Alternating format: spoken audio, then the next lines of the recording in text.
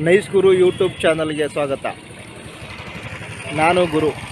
ನಾನು ಇವತ್ತು ಇಂದಿನ ದಿವಸ ಅರಮನೆ ಮುಂಭಾಗದಲ್ಲಿರುವ ಜಯರಾಮ್ ಗೇಟಿನ ಮುಂಭಾಗದಲ್ಲಿ ನಾನು ಇವಾಗ ಇದ್ದೇನೆ. ಸ್ವಲ್ಪ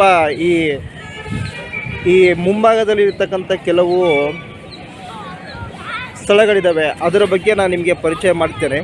ನೋಡಿ, ಇಲ್ಲಿ ಮುಂಭಾಗದಲ್ಲಿ ಕೋಟೆ ಆಂಜನೇಯ ಸ್ವಾಮಿ ದೇವಸ್ಥಾನ ಕೂಡ ಇದೆ. ನೋಡಿ, ಮೈಸೂರಿಗೆ ಯಾರಾದರೂ ಹೊಸಬ್ರು ವಿಸಿಟ್ ಮಾಡಬೇಕು ಅಂದರೆ ಇವೆಲ್ಲವೂ ಕೂಡ ನಿಮಗೆ ನೋಡ್ಬೋದು.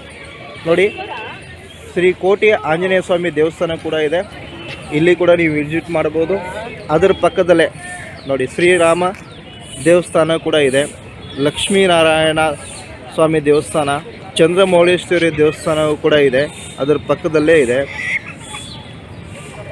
ಇದನ್ನು ಕೂಡ ನೀವು ವಿಸಿಟ್ ಮಾಡ್ಬೋದು. ಹಾಗೆ ಅದರ ಮುಂಭಾಗದಲ್ಲೇ ಬರ್ತಕ್ಕಂಥ ನೋಡಿ, ಇಲ್ಲಿ ಸುಮಾರು ಜನ ಮೈಸೂರಿಗರು ಪರಿವಾರಗಳಿಗೆ ಆಹಾರ ಧಾನ್ಯಗಳನ್ನು ಹಾಕ್ತಾರೆ.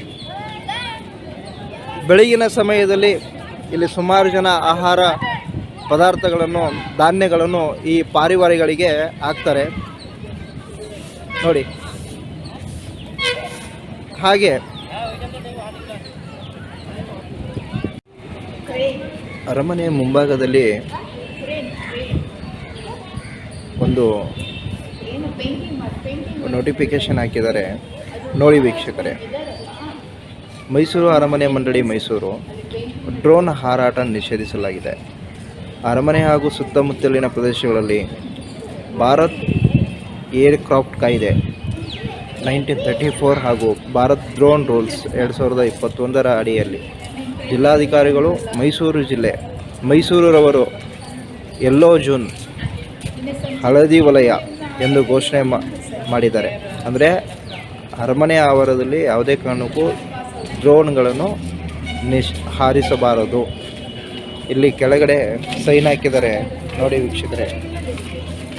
ಕಾರ್ಯನಿರ್ವಾಹಕ ಅಧಿಕಾರಿಗಳು, ಮೈಸೂರು ಅರಮನೆ ಮಂಡಳಿ ಮೈಸೂರು.